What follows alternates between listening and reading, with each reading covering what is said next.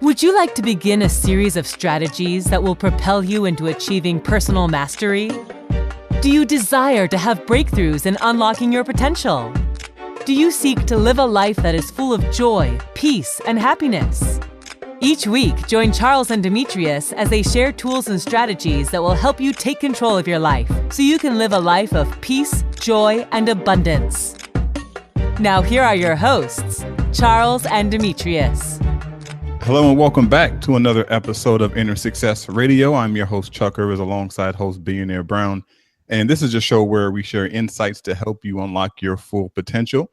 Be sure to check us out and subscribe on iTunes, Stitcher, and more recently, iHeartRadio. And also make sure to drop us a comment on our Facebook fan page at Inner Success Radio. And let's go ahead and jump right into today's show. And I'm really excited to talk to the person that we're going to be talking to today. We were very excited when we got his email. But before we get into the interview, Demetrius, go ahead and take us away with the question of the day. Aaron, you still there? Yep, I am here.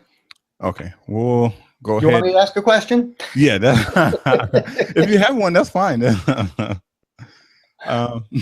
you have one, go ahead and take us away. What NFL coach is really in defeat?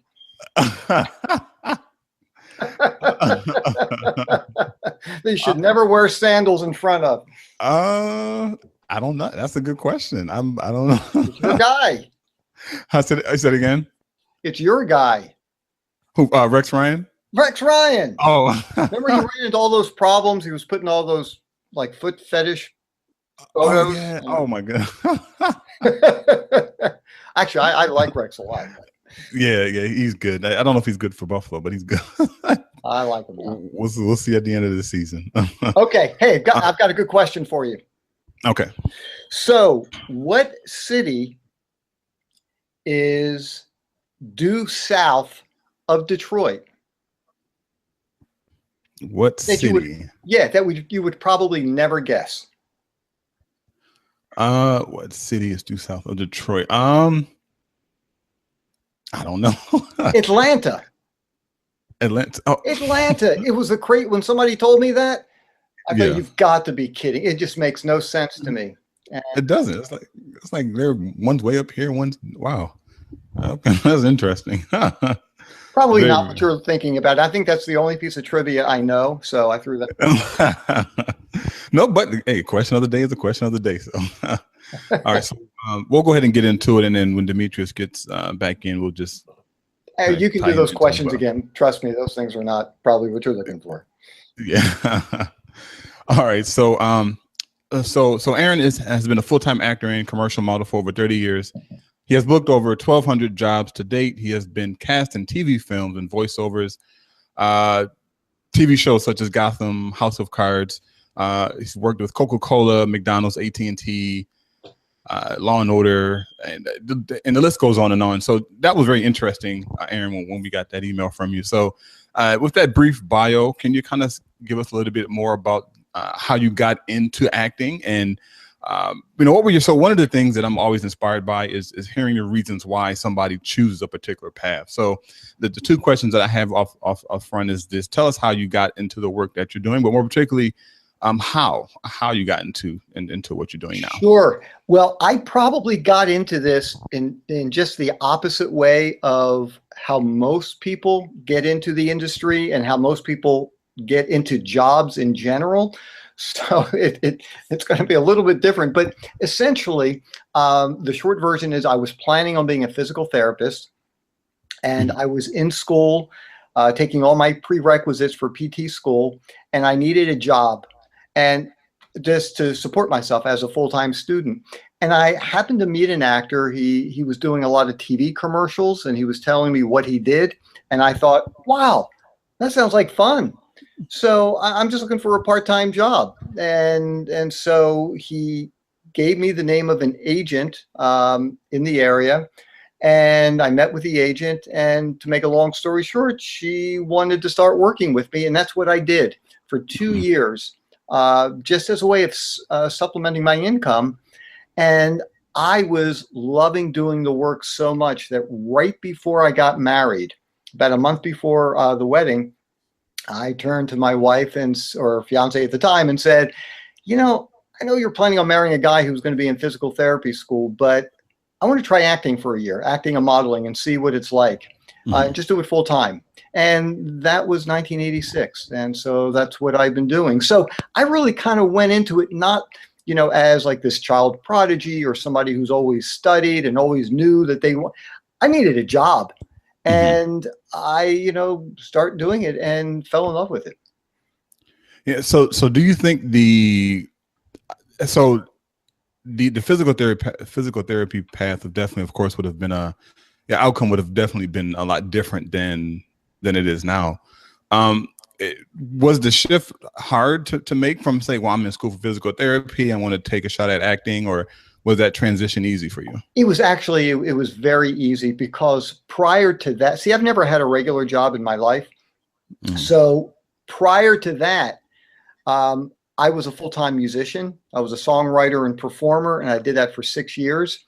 And so it's not like I went from a steady kind of job to something that was, you know, out of the norm. So that part of it really wasn't difficult at all. What was hard was the unknown of entering something that I really knew nothing about. And that's one of the reasons why I can't recommend people study with other people. I kind of did things backwards. I started working in the business for a couple of years and then realized, if I really want to have success in this industry, I'm going to have to start studying. And so that's what I wound up doing. And that's important, because, you know, me and Demetrius, we have the podcast, you know, we're 31 shows in, and, you know, we're always looking for ways to grow, and we kind of both just jumped in it. And I think Demetrius is back on the line with us. There, Demetrius? Can you hear me? Yeah, we can hear you perfectly. Perfectly. Man, thank you, Chuck. All right, so I did hear the Buffalo Bills talk. I heard a little bit of that, and then I cut out somehow. So my question for you, Aaron, I see that you did work on a project called Do No Harm. Yeah. And one of my favorite actresses is a young lady you worked with, Felicia Rashad. Oh my gosh. I'm interested to know, what was it like working with Felicia Rashad, and was there any like secret tips you can let our listeners in on about her work ethic or something that stood out? Sure. Well, number one, she is amazing. Number two, she works incredibly hard. And three, and this is something that I've done whenever I've had scenes with people who I've admired for years, respected, people who I would have some concerns about being very nervous around. What I typically do, depending on the role that I have, sometimes I avoid them until after we finish shooting. Or like, for instance, in the latest situation in House of Cards, where I had a lot of scenes, it was 3 episodes with Ellen Burstyn, and she's an Academy Award-winning actor. It was essential that I had a warm, caring relationship with her. So I made sure that we spent some time together. I mean, I didn't just spell that out to her ahead of time. But sometimes, once again, depending on the scene, I wouldn't say hide from the actor, but I really don't have much involvement with him, just because it might make me nervous, and I don't want to have preconceived notions. And just like I had a scene with Judi Dench in a film called Philomena, and I purposely avoided her until after we finished shooting. So it was an incredible experience working with her. She is great, and it was lovely. It was such an honor. Yeah, that's really good. That's really, really good. And I had another question that I wanted to ask you, because I know you work a lot with you act, of course, but you also work and, you know, help develop a lot of actors as well. Is that correct? Actors and models. Okay. Yeah, I help people get started or jump to the next level of their career. Okay, good. And my question is, and there's these have you ever seen those agents at the mall, and they're looking for models and they're looking for actors? You got the look. Yeah, the look. Oh, and you got the look. I can make you a star. Sometimes I just sit back, Aaron, and I watch just how they work. I have a sales organization, so I like to learn. And it's just, I know people who've actually done this, and for some reason it never pans out. Is there something that you would like to speak on? Are those things the real deal, or are they better off coming to someone where it's intimate, someone who's been in the industry for a while, like your company? Well, because I don't want to bash them without, that's just my thought on it. I don't understand what they do. Absolutely. And look, and it's a great question. We could probably spend hours, and I'm not exaggerating, we could spend hours talking about this. And it's a really important topic. And, one of the things that it's unusual in our industry is that sometimes people make decisions based on their heart and not their brain. When you go to buy a car from somebody, you do a lot of research, you know all about the car, you know what the prices are, you know everything about it, and then you go in there as an informed consumer. In the acting and modeling industry, it's different. It's like people just lose a sense of reality sometimes. And look, there are scouts, and that's probably what you are referring to. These are scouts who travel around and they try to find talent. And there are tons of very legitimate scouts because agencies are always looking for new talent. That's how they make their money, by finding new people and getting people who can work. However, what you do have to be very careful with is if someone approaches you and says, look, I think that you're really something special. We have an agency. Here's my card. I'd love to talk with you further. And that's completely fine. Like I said, I know scouts, and this is what they do. And they spot people in airports, in bowling alleys, on the beach, supermarkets, and they will give them a card. What you do want to be careful about is when people start making promises to you. And the reality is, even though, like Chuck had mentioned, I've done over 1,200 jobs. There is no guarantee that I am ever going to book another job for the rest of my life. Now, I'd be really disappointed if that were to happen. So if anybody is telling you how famous you're going to be or how much money you're going to make, run, because nobody can tell you with any certainty what your career is going to be like. The one other thing that would concern me is if someone said, you've got a great look, I think things are going to really happen. If you want us to represent you, you've got to take our classes.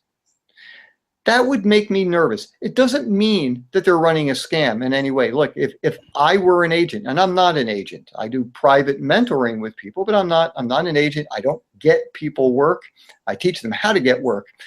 But if I were an agent and I saw you and I'm saying to you, hey, I think you've got a great commercial look. You've never done anything. I brought you into my office. We talked a little bit, and I think there's a lot of potential there, but you're not ready to be sent out. And I don't want to send you out yet, because not only will you not get work, you're not going to represent me well, because you just don't know what you're doing at an audition or at a go-see, which is the audition for models.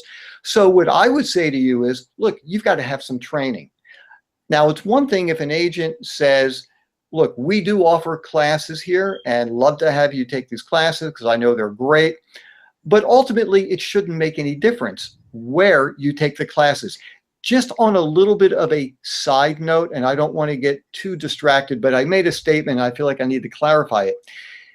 There is a union for actors. It's called SAG-AFTRA, Screen Actors Guild and American Federation of Television and Radio Artists. If you are an agent and you are called a signatory agent, meaning that you've signed contracts with the union, you've agreed to abide by union rules, you are not allowed to offer classes. Mm. It's against their policy because they're concerned of a potential conflict of interest. Now, there are millions of great, wonderful agencies out there who are not signatory. For whatever reason, they've chosen not to be affiliated with the union. So if an agency is offering you classes, okay, that's great. I understand it. They want to make sure that you are ready and you are skilled. However, if you are told we're never going to represent you unless you take our class, that would make me a little bit nervous, because ultimately it shouldn't make any difference where you study as long as you have the skills to perform the way that they need you to. All right. So with all that being said, I know you have these workshops going on, and I guess it'll be a pretty good segue if I ask you. You have one coming up in Baltimore, October 22nd. Correct. What type of like actors, actresses should actually come out if they're in the Maryland, tri-state, Virginia, DC area? What type of people are actually going to be coming to these type of workshops that you have? Sure. So in the Baltimore area, I only offer them twice a year, and this is the last one for 2016. The one that I had earlier in the year, and I had people from New York, from New Jersey come as well. It's not just the tri-state area. It's a wide range of people who will attend. It will be people who have never done any work before, but they want to learn how to get started. They want to learn some basic techniques when auditioning, how to prepare before an audition, how to find an agent, how to interview an agent, how to put together a resume. People who are just at the very beginning of even just thinking they want to do this kind of work. The other people who come are people who've been in the industry for a while. And these people feel like, they've gotten work, and they're happy with the work that they're getting, but they want to jump to the next level. And they feel like getting some additional training will take them there.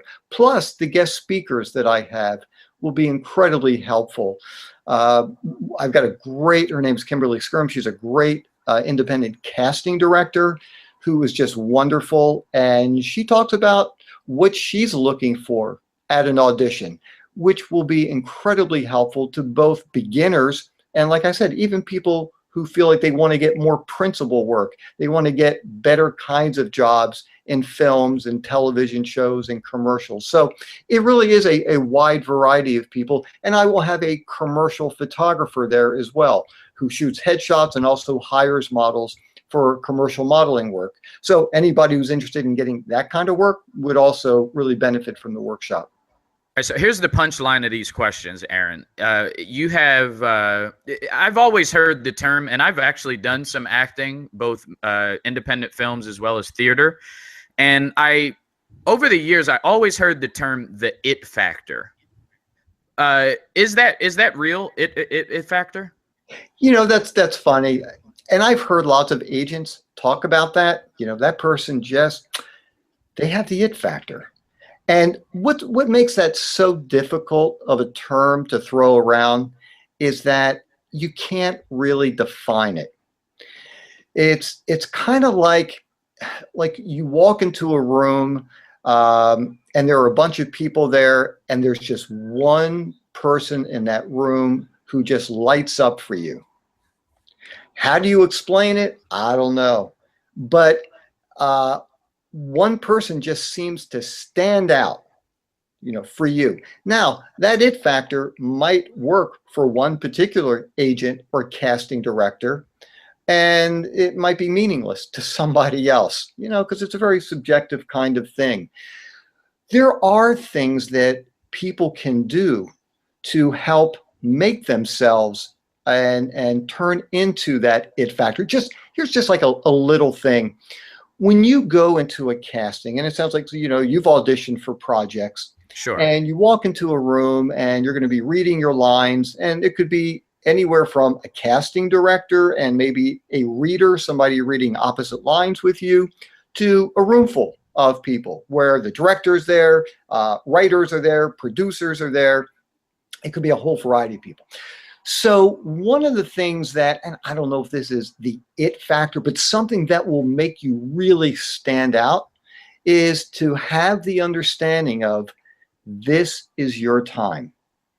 This is your time to play. There is no pressure on you. Even though you think there's a lot of pressure, the fact of the matter is this is your time to enjoy yourself.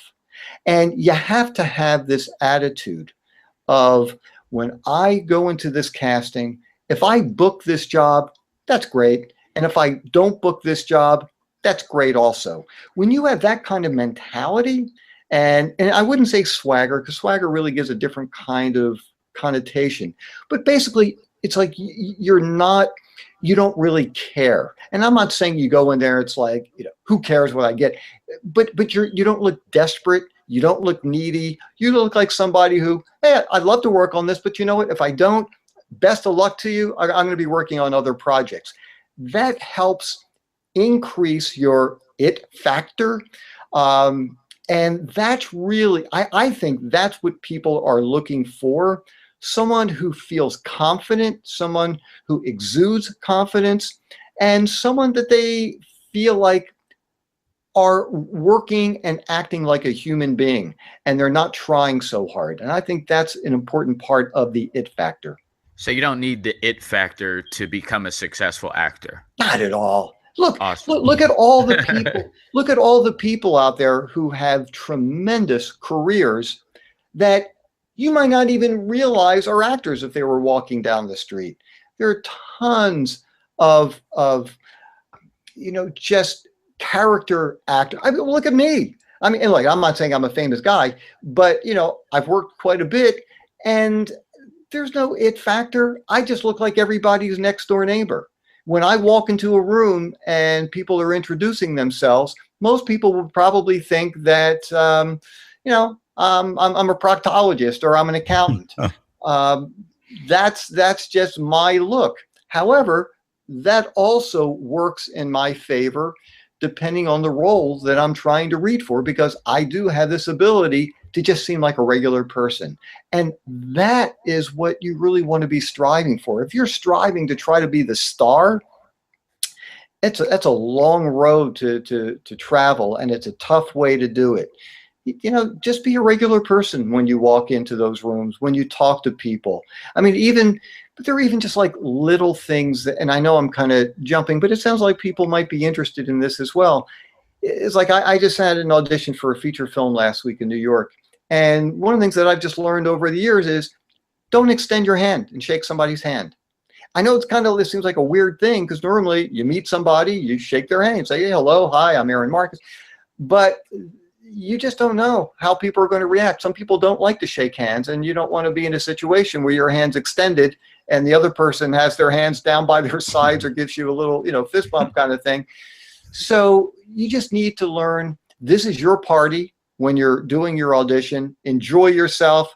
And, if it works out, it's a great party. That's wonderful. And if not, there'll be plenty of other parties to go to. And I think that helps build that it factor.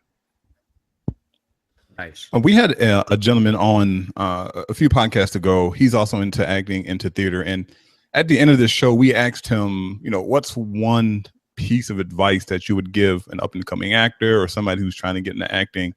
And he said that, I think it was dependability. Is that correct, Demetrius? Like, you have to be dependable. You have to show up on time. And so I don't know if you agree with that, if that's like an advice you would give to an up and coming actor, or would you kind of steer them in a different direction? Absolutely. Yeah, I think that's a wise answer. Look, you want to treat this like any other kind of business. And this is it's a business.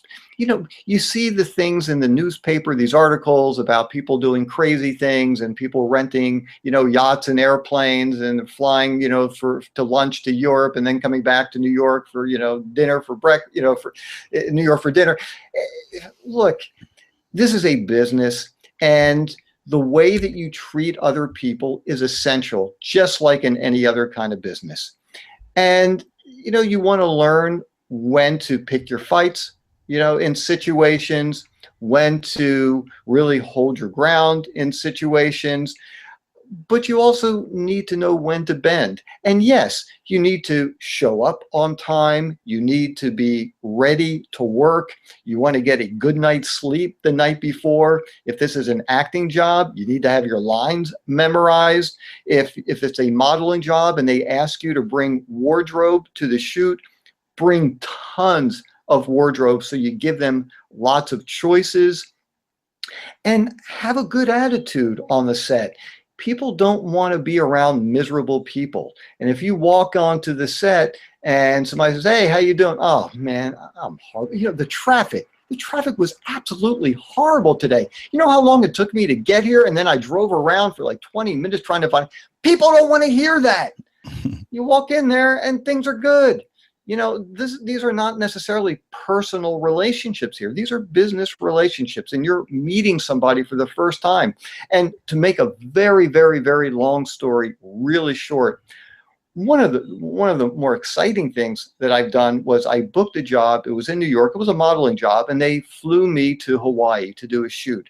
And the woman who was playing my wife in this particular ad was the most miserable, nasty complainer I've ever sat on an incredibly long flight with, going from New York to Hawaii. And we landed, and she's still complaining, and nobody wanted to be around her. They wouldn't even tell her when we were going out to dinner because people just couldn't stand being with her. And you just know in those kinds of situations, she is never going to get cast again with these people. Because, and look, I'm not saying you've got to be the life of the party. I'm not saying you've got to be, everybody's best friend. That's not what I'm saying at all. But you just have to be a good, decent human being so that people are comfortable being around you. And like I said, treat it like a business. And just like, the saying, treat other people how you want to be treated. Whether it's the extras, whether it's your stand-in, whether it's the grips, the lighting people, the assistant photographer. Treat them with respect. We're all trying to work on this project together, and let's make it an enjoyable day or week or month or however long you're working on the project. And so I know that you also give, switching gears slightly, and I know you also give talks about helping people follow their dreams. But we have a lot of people listening in. May have some people that are listening in who want to be actors, who want to get started down that road. We have people that want to become entrepreneurs. How can we start following our dreams and not be deterred by those negative naysayers? Or perfect example, the lady you were on the plane with, because if that probably would have discouraged me. Like, I have to work with this lady? Oh my goodness, this is crazy. Is this what the industry is like? People like this is miserable, complaining all the time? I don't think. Hey, well, I can tell you, having to do a shot where we are supposed to be world travelers and we're on vacation and we're in love with each other. That was my greatest acting performance of my career. I can tell you that. But, and that's a really good question, Chuck. Look, the thing for me was I could live with failing. Mm-hmm. I could live, for instance, and you brought up a really good point with people trying to talk you out of doing things. When I felt like I was ready to start trying to get work in New York, to try to get representation and bookings in New York, there were a number of people who were trying to talk me out of it. They were telling me, "Look, do you think they really need you in New York? They already have 10 million actors and models. Really, you're a small-time guy. You're in a small market. You're going to get your heart broken. Really, don't even bother." And and I heard a bunch of those kinds of comments. And what I found was a lot of times the people who try to talk you out of things are the people who don't have the courage to do those kinds of things for themselves, and they don't want to see anybody else succeed. And I knew that before I started going to New York, I could go up there, and if I did my preparation, made the rounds, tried to find agents, if I couldn't get representation and everybody said no to me, I could live with that. I could put it to bed, and then I could just, certainly I would try it more than one time, but if it got to a point where it just wasn't happening, I could live with that. What I couldn't live with was not trying it. And it's just like whether it's the acting or modeling world, or for any kind of business that you're thinking about starting, it's easy to get talked out of things. It's simple because it can be really scary. And you're really opening yourself up. You're investing a lot of time, potentially money. What happens if things don't work out? And what I find is that, the people who I run into who tell me, I've always thought about, I wonder if I could be in those magazine ads, or being in a TV commercial, or even just being an extra in a movie or a TV show. I mean, it seems like so much fun. And, I was thinking about doing it years ago, but now, I don't know, it just doesn't seem like it's a good time. Those are the kinds of people who have nightmares, who always think about it every time they watch a movie. They're going to wonder, I wonder if I could have done that. They see a TV commercial. I wonder if that's something I could have done. That is what I could not live with. And not achieving a goal, I can live with that, and for whatever reason, there is a reason why it didn't happen. Maybe you're not talented enough. Maybe you didn't study hard enough. Maybe, you're in an area where it's just not going to work for you, for whatever kind of business it is. But for me, that's not the worst thing in the world. It just means you need to regroup. You need to figure out what didn't work, try something else, and then continue to work until you find something that grabs you and figure out how to make it happen. I mean, it was just like for me, I wrote my first book, which is no longer in print. The new one's How to Become a Successful Actor and Model. But for my first book, I was thinking, really? I mean, is somebody really going to read this? And I was really unsure about it. So instead of going out and because this was before on-demand press and all that kind of stuff, I thought, well, let me create a 3-ring binder and test it out that way. That way I could just, print a couple copies, see if I can sell the 3-ring binder of How to Become a Successful Commercial Model. And if it sells, then maybe I can go, forward. And so I tested it out. And as it turns out, I mean, people did want it and it sold really well. But even if it didn't, then I could live with that. That would be okay with me. And for whatever reason, it didn't work. And then I would move on to something else. So for anybody who has any thoughts of whether it's starting a new kind of business, whether it's acting or modeling, for themselves or even for their kids, get the information first. Really find out what you need to be doing. Understand the business, and then try it. Because if you don't try it, it's going to gnaw at you for the rest of your life. That's powerful. And it's funny that you mentioned that because I have a course that I had put together called the Psychology of Success course, and I had put it online, and it was kind of in beta mode. So I had enrolled about 30 people and was eliciting feedback and whatnot. But I got the feedback, and they were saying, well, you need to do this and you need to change this, change that, change this. So I actually took it off the market because I was like, well, if people are saying this about it, then it must be bad. But if it wasn't for my Demetrius, and I wouldn't have put it back on, he was like, you should at least get it out there, and you can make revisions along the way, but don't take it off the market entirely. So I think it's important that you mentioned that hey, just get started, just get something out there. Failure. I think there's a quote by, may have been Einstein. It says, success is going from failure to failure without losing your enthusiasm. Right? I like that a lot. And you know what? I think it's really helpful to get feedback from people, to get people's opinions. But I also feel it's really important to filter everything that you hear, because not that many people might really understand what you're doing and what your approach is. And maybe what would be really helpful to one person might not be helpful to somebody else. It's just like if somebody shows me a headshot, which is the photo that actors use, and you could show it to 10 different people and you're going to get 10 different responses, from it's perfect, it's great, use it, to it's horrible, it's not effective, it's not going to sell you well, you need to redo it. And that's why, like, absolutely, you do want to get feedback from people, but you need to make the final decision and really understand what the feedback really meant. And maybe there were some people who were jealous of you and they think, hey, this is a good project, but you know what? I want to do something like this too. So let me take some ideas from here and try to discourage, you from doing it. Who knows? But it's just like sometimes when I've taken acting classes and there are people in there who just take classes. They're just full-time students and they never go out and actually audition and try to do things. And I think for, some people, it's this fear.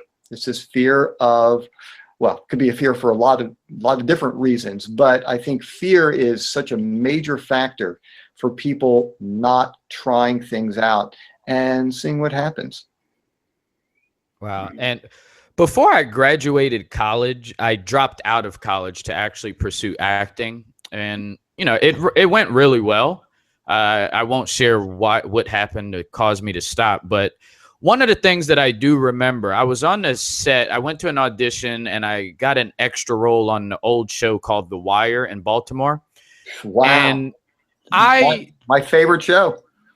Wow. And I never watched it because of my experience that I'm about to say. And I was curious to know your take on it, but I got an extra role on there. This is my first real job. Right. And I was like, all right, this is cool. But then I saw how long you had to stay. We was there forever and they give you like $10. So, but I had an opportunity to connect with Michael B. Jordan. I was right there with him, with the director, everything. I was so gung-ho on it. But I didn't stay for the whole thing because I was like, wait a minute. I just had a connection with them. I thought I learned everything I need to learn from that minute or two with Michael B. Jordan and the director. And I had this thought in my head, like, extra work is for suckers. And now that I know what I know, I believe that extra work the extra roles are actually really important to an aspiring actor. So what is your take on the role of being an extra in anything? Sure. And that's also a really great question. Look, everybody has a different opinion, and I'm certainly not saying that anything that I say to you guys today is the only way to do things. These are just based on my experiences, and it doesn't mean that I'm right and other people are wrong. Because there are people who will tell you, do not do extra work. You're only going to be viewed as an extra and you're going to get treated poorly. And if you really want to be an actor, don't be an extra. You're a piece of furniture that moves. And I have a very different take on it. I think that especially when you're first getting started, I think it's an incredible experience to have. I mean, how else would you have the opportunity to see how a TV show is shot? How else would you see how actors prepare for this scene? Now, depending on the scene that you're in, if you're one of 10,000 people in a football stadium, you're not going to learn that much about being on the set. But if you are close enough where you can watch the director, maybe you can even hear the director talking to some of the other actors, watching the crew, see what these people do on a set. And who knows? I mean, some people might go into thinking they want to be an actor, and all of a sudden they're watching the grips and they're watching the camera operator, and all of a sudden they're thinking, hey, you know what? Maybe this is something that would be of interest to me. So I think that it's an incredible opportunity to learn how to do the work, whether it's a movie, a TV show, a TV commercial. It also gives you an opportunity to network with other actors. And depending on the market that you're in, like, in places like LA and New York, there are people who are pretty much full-time extras, and that's what they do. In many other markets, like you mentioned, The Wire, which was shot in Baltimore, it's an interesting market where you could have people working as an extra one day and they could be a principal in a show the next day. That it just works that way in many, many secondary markets. So I think it's really, it's a great opportunity, and I would highly recommend that people jump at it. And I can tell you that today, and it depends on the show, it depends on the network, but for a non-union extra, you're typically looking at, somewhere minimum of $75, maybe $80 for, I think for non-union, it goes up to a 10-hour day, and then you start getting more money after that. If you're a union actor, and once again, the numbers slightly change, but as an extra for 8 hours, you will earn somewhere around $160 for an 8-hour day. And I don't want to get into all the details, but once you go into the 9th and 10th hour, you get more money, 11th and 12th hour, more money. And then there are meal penalties if they don't feed you every 6 hours and all that. So it's possible, you could walk out of there as a union actor with a couple $100 for the day. But yeah, I think it's a great experience, and something else. And I don't know if you ever had the opportunity to do stand-in work where it is under the category of being an extra, but you're a glorified extra, and you do get paid more money than just an extra. And you are standing in for the principal actors on the show. So when they're getting the lights set up, the cameras set up, instead of having the principal actor have to sit there or walk up and down the street for a couple of hours, they hire a stand-in, somebody who's the same height, same facial features, skin tones, wears the same kind of wardrobe, same sizes. And that also can be a really interesting learning experience. I don't want to stay too much on the young and dumb like myself early on. I wish I had workshops and stuff like you have available now to have known that. So I guess at these workshops that you have, what is like, do you have like, I guess like, you ever get those moments like in your business where it's like, wow, this is why I did this. Like somebody's eyes opened up or they were enlightened by something at the workshop. Do you have like one moment out of all the workshops that you've done over the years that really stands out?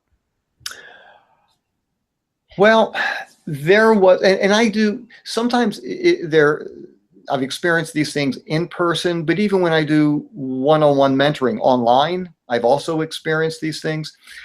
I remember there was a woman who I was working with, and we finished doing some work, and all of a sudden she was just in tears. And I was just asking her, I said, was everything okay? And she was just telling me how for so many years, her family was just telling her how she's crazy. She needs to just get a regular job, trying to do acting and modeling. She wasn't even necessarily trying to do it on a full-time basis. And they were just belittling her. And she said that by getting, and I'm not trying to stroke myself in any way, but she was just saying that getting some of the information from working with me, things just started to click for her. And in some ways, she was able to disassociate herself from her family, and what they were saying to her didn't matter. And she just felt free. And it touched me to no end, just to see this woman who it's like she just walked out of jail. She was her own person at this point. And it was an amazing experience. But even, on a lesser kind of situation, when I get emails from people saying, hey, I just wanted to let you know, I booked this job. As a matter of fact, there was a guy who took a workshop from me in Baltimore, as a matter of fact. And it was about 6 weeks later, he booked a national TV commercial in New York that was airing during the Olympics. Because all of a sudden I saw this commercial. I went, wow. And there was a guy who just took my workshop. And so I contacted him. He said, oh, man, it was great. I used some of the techniques that you were talking about. I went up to New York, did this audition. They flew me to LA. And I think he shot like 2 or 3 different commercials for this company. And so it's, like little things like that where you see people who have real success. it's really, it's such a wonderful feeling for me. Nice. Yeah. And then we're going to get into some of that in a little bit. I know we're going to end up winding down a little bit, but Aaron, so for some reason during the interviews, these questions pop in my head, and sometimes they're on point, sometimes they're just completely off the rocker. So I have one of those off the rocker questions. I love those. I've been dying to know for a while. How are sex scenes shot in movies? Like, I'm always baffled me to saying, well, isn't this person married and they're having sex with somebody that's not their wife or their husband? So, like, how are sex scenes shot in movies? They're tricky. Now, and let me also just state that I have never had a real sex scene. Mm-hmm. Yeah, held people, kissed people, but never like a real sex scene. So first of all, just so people know, people are not really having sex, not in mainstream movies. And they can be very awkward, for actors. And, you want to talk to the other actor ahead of time. Sometimes just as far as wardrobe goes, sometimes people are given, it's like skin color underwear to use, to wear. But just on a little bit of a side note that kind of pertains to this, because my brain works just like yours. Like, I get these ideas and I just want to kind of get them out. Mm-hmm. Something that I talk about with people is that if you're ever doing an audition, or even, if you have, you've got the booking and you're on the set, and there's any kind of touching involved with somebody else, I always talk to the person first. Mm-hmm. And I learned that the hard way, because one time, and once again, it's another long story, I'll make it really short, where it was a very simple thing for me, where I'm supposed to be celebrating with my wife, this woman playing my wife. We're at a romantic restaurant, and I'm holding her hand. And this was a modeling job. So there were no lines, but I use a certain technique that I created where I treat it like an acting job. And I'm actually talking during the scene or during the shoot. And I'm telling this woman how much I care about her and how much I love her, because that's the feeling that we're supposed to have during this photo shoot. Mm-hmm. And she rips her hand out of my hand and she looks at me and she goes, "What are you doing?" And I'm floored. And I just said to her, I said, "I'm acting." I said, "You're supposed to be my wife, right?" She said, "Yeah." I said, "Well, we're supposed to be in love with each other, right?" And she said, "Yeah." I said, "That's all I'm doing here." I said, "I'm very happily married, not trying to, have an affair in front of 15 people on the set in a restaurant." And she says, "Oh."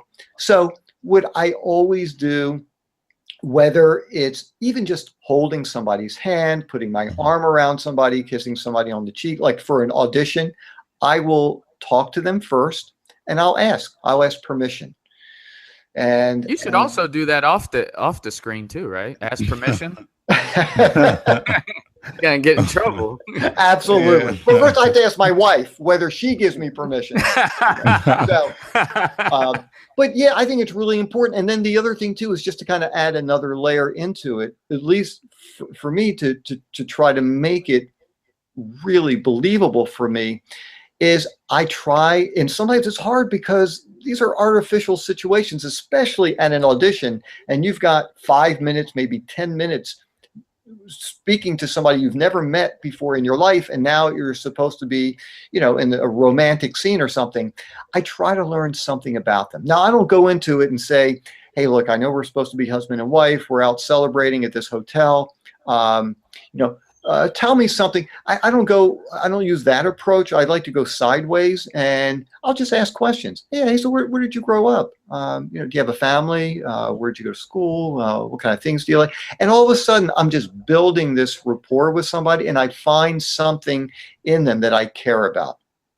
And that's what I do. But, that is a really good question, though, about sex scenes. And, as great as they can look, either on a TV show or in a film, sometimes they can be so awkward. And sometimes, too, the actors, it's not unusual to ask everybody to clear the set except for the people, the essential people who need to be there. Mhm. And it's just a funny little story. It's completely different. We're just talking about clearing the set. Mhm. So when I worked on Gotham, I was this guy who had a phobia of pigs. And so in one of the scenes after I'm kidnapped and they bring in these huge pigs, I guess they're called hogs. I'm not a farm guy. So they're like 200-pound pigs. I don't know if those are called hogs or not. And just because of how they act with people, they also cleared the set. It was me, the director, camera operator, and there were a couple other people there. And the trainer was there as well. And he walked me through the whole thing, telling me this is what's going to happen because we're putting all this feed right by your feet. You know, they're going to bump into you. So, but like with sex scenes, yes, sometimes the actors will ask, or sometimes the director might ask to clear everybody out just because it can be really uncomfortable. That's a good question, Chuck, because I don't know if y'all seen the movie Fatal Attraction. Oh, you know, if you're ever thinking about having an affair, watch that movie. That elevator scene, I promise I thought it was real. I thought it was real. So, well, I must be one of the dumb ones too, because I mean, most of the sex scenes that I see, they look real to me. Like they're naked and the guys on top are. They do a really, really amazing job of making that look real. So, they're good actors. Yeah. All right. So here's another. Let me shoot another shot here. I have a saying. I believe that if you want to be the best, you have to invest. I mean, we could debate over and over if you can or you can't, whatever the case. I have a program called the 10 Commandments of Becoming a Masterful Communicator and Public Speaker. And it's pretty popular. It's picking up, right? And one of the commandments in there, I try to urge people to get into environments where they can just develop their skills, right? Where they can practice speaking, and learn different techniques. I'm interested to know at your workshops and, all that your company does, would you recommend for, people who want to become public speakers, motivational speakers or ministers or pastors to also take your workshops? Would they gain anything, or is yours just for acting if you want to be on TV and models? It's so interesting that you mentioned that, because I've done over 600 workshops spanning 3 continents. I've done these things so much, and these are all acting and commercial modeling industry related workshops. However, the really interesting thing about it is that, yes, I talk about acting, I talk about modeling, I talk about the business, but in many ways, my message is actually very different. And it's really about living your life. It's really about being honorable, being honest, treating other people fairly, going after your dreams in a smart way. And so, yeah, absolutely. My workshops would be invaluable to anybody, even if they hadn't necessarily thought about acting or modeling, because even if you learn some techniques about auditioning, and look, you've done this and I'm sure you're very well aware of it, but when you can really connect, whether it's with the camera or with another actor, and communicate on a real level, those skills will take you far, whether you are a minister, whether you are a business person, whether you are a salesperson. And so absolutely, that kind of information would be great for people. All right. Well, definitely expect for a few of your workshops coming up. I'm gonna definitely plug a few people into your workshops. Definitely. That'd be great. And I was just going to say, if people just go to howtoactandmodel.org, you can read about upcoming in-person workshops or my online workshops as well. I think you got another one in Ohio or something, right? Yeah, in Columbus, Ohio on October 8th, which I think might be after the broadcast. But yeah, it's really great. There's an agency up there, and they've submitted me. I've auditioned for a number of projects with them. I like them, and they asked me to come up and do a workshop, not only for their talent, but it's open to anybody else. And just like you were talking about before, as far as getting out there and trying to make things happen, just the opportunity to meet an agent from an agency in that kind of setting would be great for people. Just like, meeting David Bleckman, the commercial photographer, or Kimberly Skirm, a casting director, at my in-person workshop in Baltimore, it would be great, because in today's time period, things have changed in not only the acting and modeling industry, but in the business world in general. I mean, years ago, and I don't know how you did it when you first started, in New York, you could knock on an agent's door and walk in and say, hey, I'd like to talk with you about representation. Some agents, they wouldn't want you to do that, but you could leave a headshot and resume, and they would have a bin right in front of their door, and you could just drop it off. Sometimes you could slide it under their door. You can't do those things today. It's become a less personal kind of world. And so to get an opportunity to actually meet a casting director, meet a photographer, meet an agent, those things are much harder to do today. And just having that eye contact and giving people an opportunity to see what you're like as a human is really so helpful. So yeah, I mean, the workshops are really good, even just for those purposes. And what would you say would be like a great way for people to find agents? Should they go on LinkedIn, Facebook, social media, or classified ads, Craigslist? Like, what would be the best way for people to find agents? Sure. Well, there are lots of different ways right now, and it probably will change at some point in the future. But as of today, people can go to howtoactandmodel.org, and I have a link. It says find an agent. And I have vetted over 400 agents. You'll find agents from every state in the United States. I spent, I can't tell you how many weeks going to every single website just to make sure that I think that they are a legitimate agency. And I have a little disclaimer there. I'm saying, look, I can't promise you that they're legit, but they seem legit to me. So check them out. So going to my website, there are certainly you can do searches for agencies, in your particular area, do Google searches. But the thing that's interesting is that even with all of that information, even you could have all the agents' names in the world, what you really need is to understand how to prepare before you meet an agent.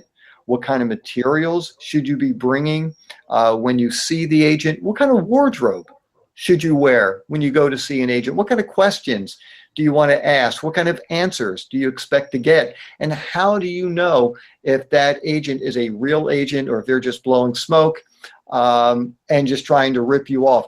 That's the kind of information you want to get ahead of time so that you don't do things in reverse.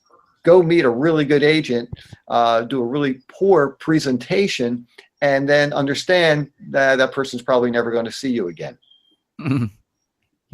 Perfect. And of course, we'll have links to your website in the show notes as well, and links to your book. And so your book is on Amazon and Barnes and Noble, and yeah, you can either order it the e-version at Barnes and Noble. You can purchase the paperback version and the e-versions at Amazon. You can also order directly from howtoactandmodel.org. If you do order it there, you also get 2 free directories, and that's the only place where you'll get the directories. And there's some really good information in the directories, even like finding a printing company. I list 17 printing companies in one of the handouts, so that once you've read the book, you've learned how to find the agents, you've learned how to put together effective headshots and commercial photos.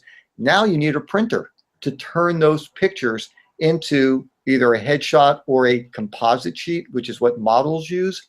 And this way you will save hundreds of dollars because you're going to go directly to the printer, and you can visit their websites, look at their work, get samples of their work, look at their prices, and then you make an intelligent decision. So yeah, but all that information about how to prepare before meeting with an agent, that's all in the book as well. Nice.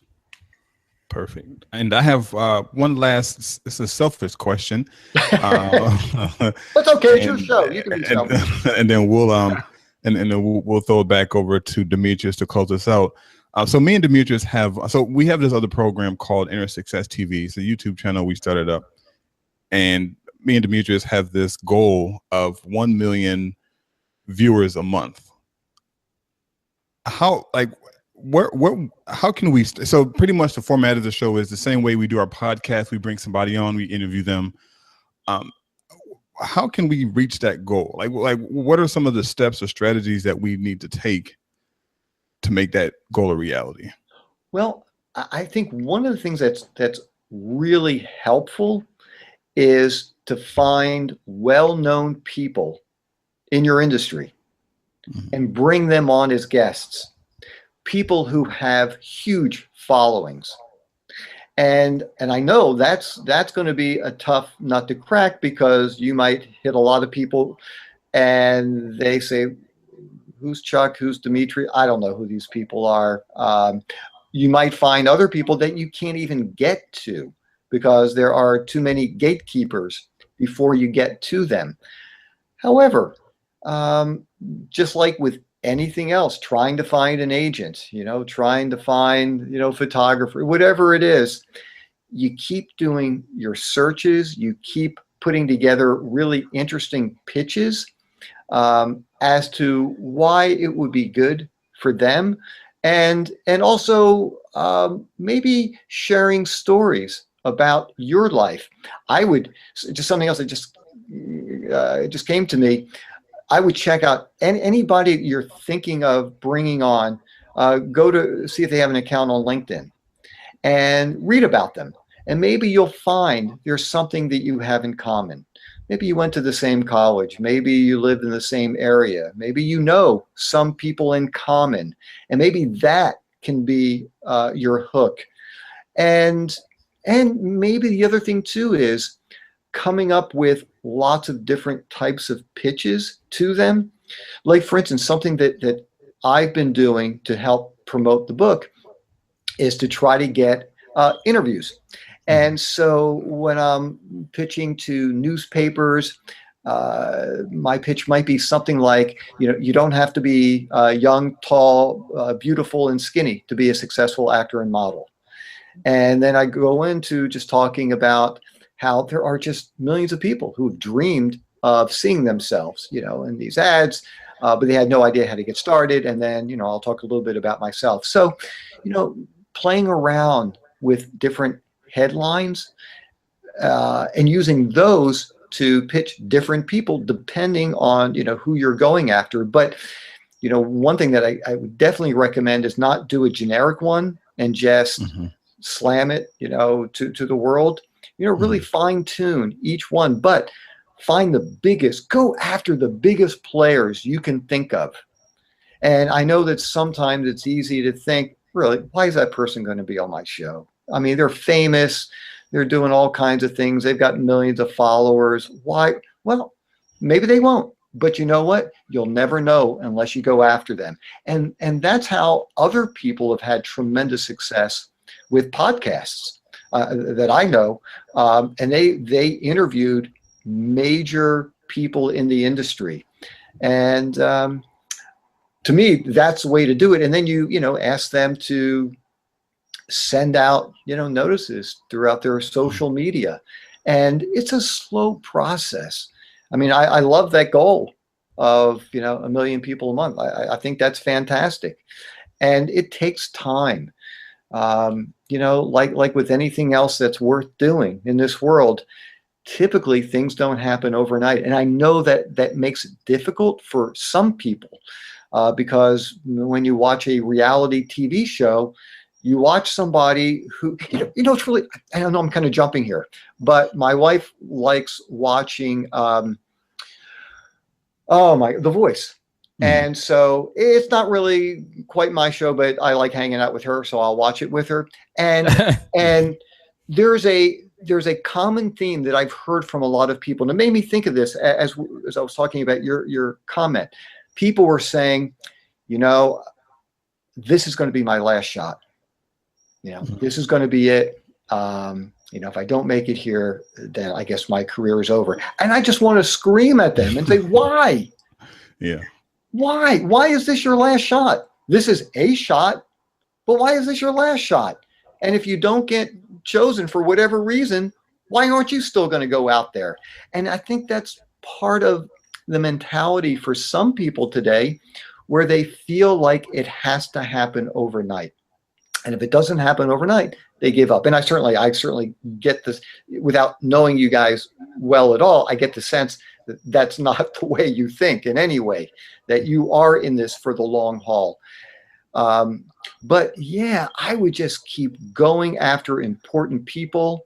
And maybe it's not to say that it will eventually happen. And anybody who talks to you in that way, it always makes me nuts. Just like for House of Cards, I auditioned for that show 15 times over 2 years before I landed a recurring role.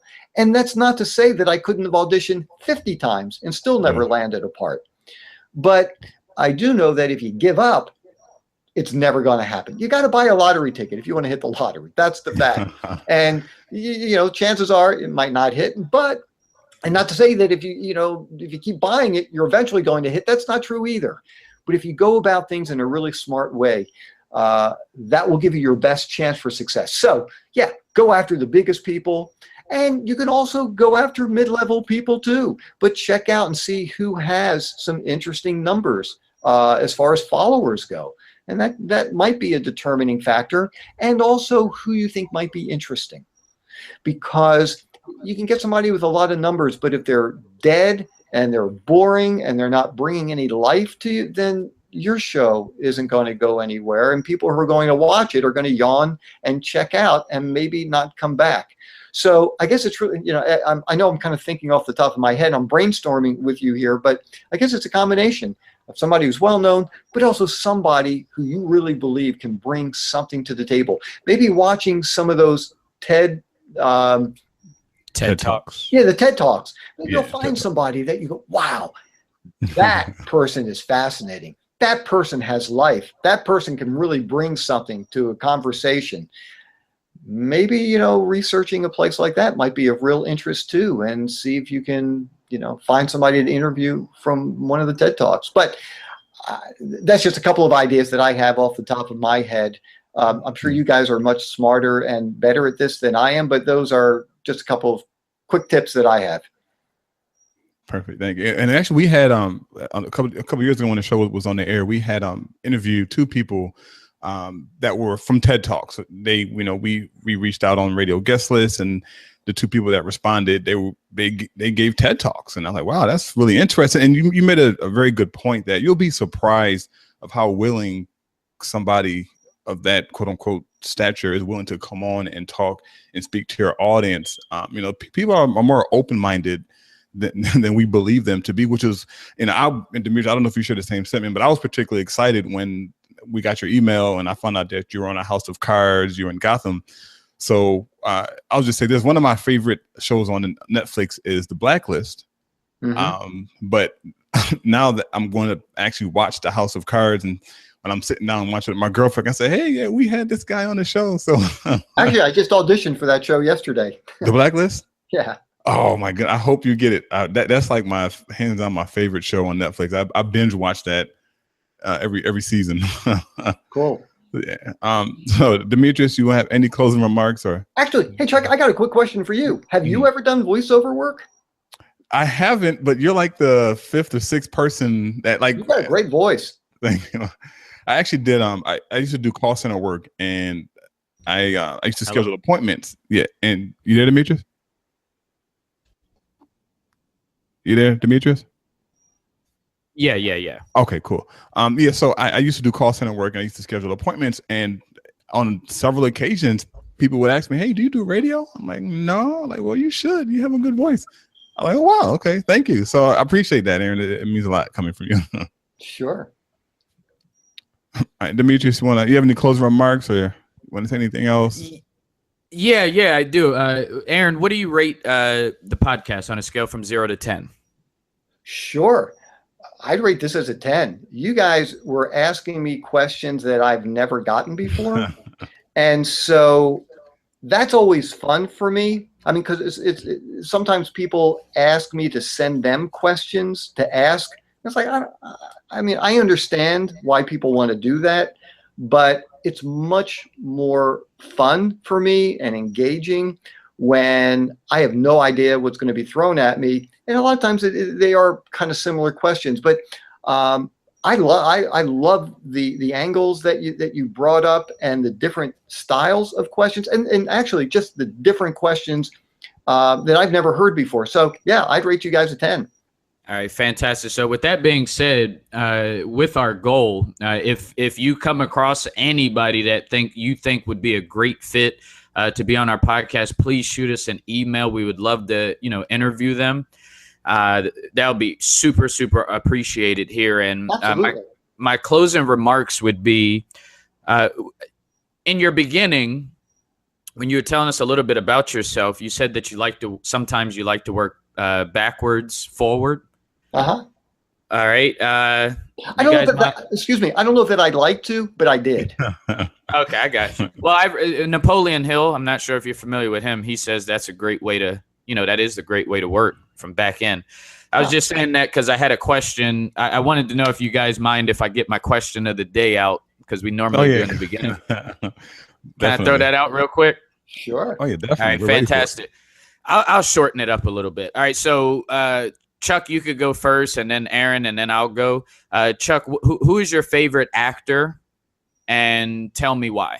I would have to say, it's so tough, man. There's so many of them. I would have to say Leonardo DiCaprio. And I say that because there was one movie that he did, which is kind of he got so into character. I just couldn't believe it was him. The movie with Jamie Foxx, Django. I think that's the name of the movie. Okay. Have you seen that movie? No, I didn't catch it yet. Have you seen it, Aaron? Mm-hmm. So yeah, Leonardo DiCaprio and his entire demeanor through that whole. And there was one scene where he was at the table and they were inside the house, and I forgot the content of the conversation, but it was just so amazing how so into character that he gets, and of course Titanic and whatnot. So I think he's very versatile in the different roles that he plays. So if it's favorite actor, I would say Leonardo DiCaprio. All right, that's good. Let's go, Aaron. Demetrius, you're not going to like my answer. Uh-oh. Uh-oh.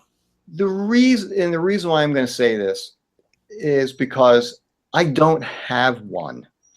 It's kind of like when I was a musician and people would say, well, who's your favorite guitarist? Because I studied guitar in school.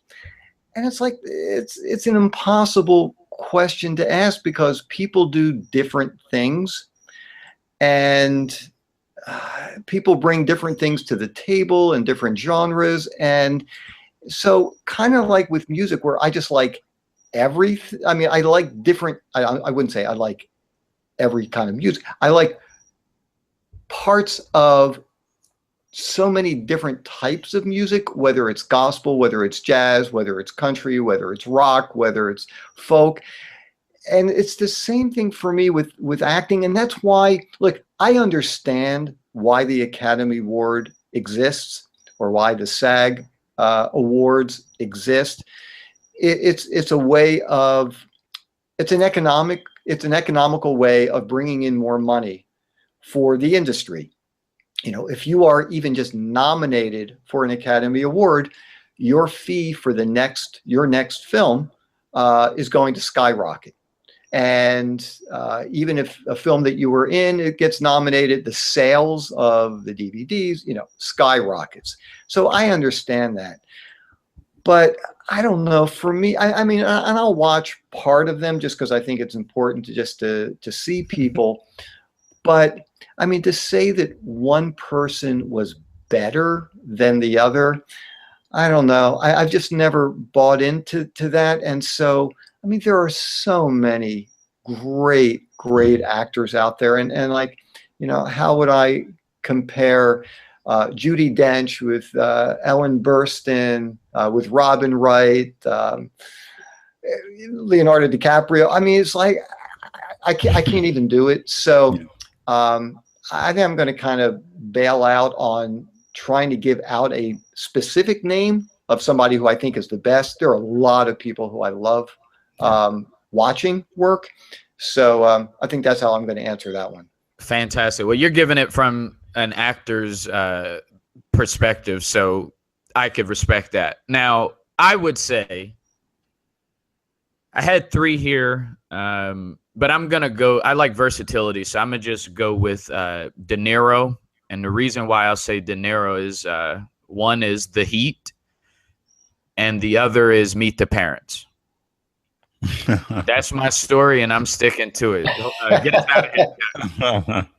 Awesome. So, Aaron, again, thank you so much for coming on. You've been such an inspiration, not only to myself, I'm pretty sure Demetrius, but everybody who's listening in today. You know, whether you're an aspiring actor, whether you're an entrepreneur, whether you want to be more successful on the job, you know, something was said today that you can take that and apply it to whatever situation that you're in. Aaron, where can people find you on social media? Sure. So, well, just the website, it's howtoactandmodel.org. Facebook is facebook.com/howtomodel. I send out lots of tweets. It's Aaron R. Marcus. My middle name is Robert, and the same with LinkedIn as well. But really, the howtoactandmodel.org is a great way to get to me. And if I could just leave one little note for everybody. And right before I do that, I just wanted to mention to you, if at any time, I really did enjoy spending this time with you guys. And if you ever want to have me back, I am more than happy to come back. If you want me on your show, YouTube channel, always keep me in mind. If it's a last minute cancellation and you're searching for somebody, as long as I'm available, love to help out and do it. But one thing that I just learned a long time ago and I use this in my life all the time. When somebody tells you no, it doesn't mean never.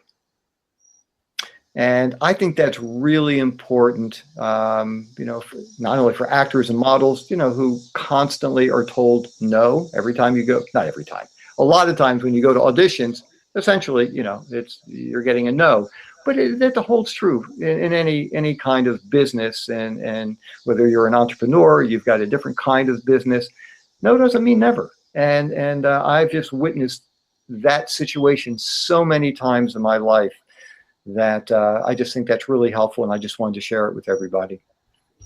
Perfect, Aaron. Again, thanks so much for coming on, and as always, everybody listening in will have his links to his website, his book, and his social media links as well on the show notes. And always remember to become the greatest version of yourself. Until next episode, peace. Woo!